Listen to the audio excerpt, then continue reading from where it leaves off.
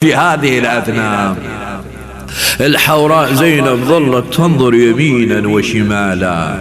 جاء إليها زين العابدين قال لها عم زينب أنا أدرى علي من الدوري. قل له عم علي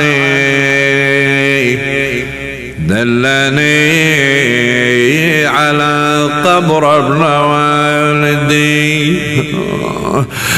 اخويا انا قعدنا قبال قبرك قعدة احباب.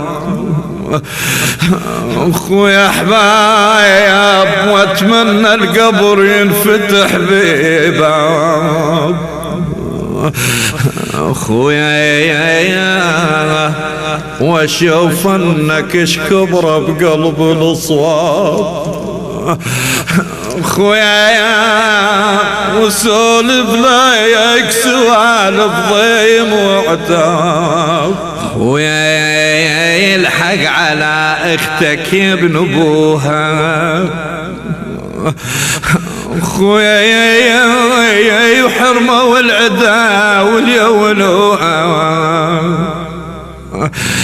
اخويا يا عقب عينك يا ضيقه بسلبوها.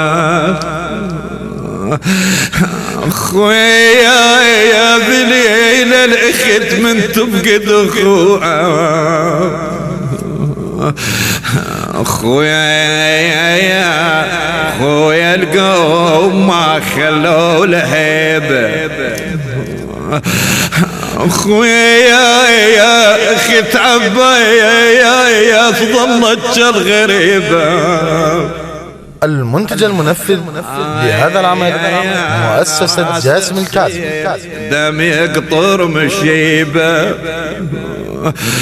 اخويا يا نصحت عباية سخوي منين اجيبه.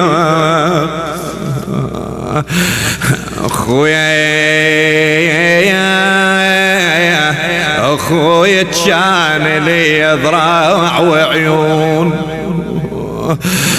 اخويا يا نصبي العين راح وغرب الشوف.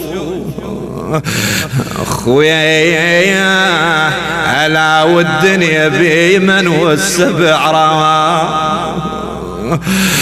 اخويا يا ابو الغيرة عباس ما يعرف الخوف. اخويا امت عين الدهر لي فارق اخوان. اخويا يا بيان صفوا حضر اللحد ما كان عالبال.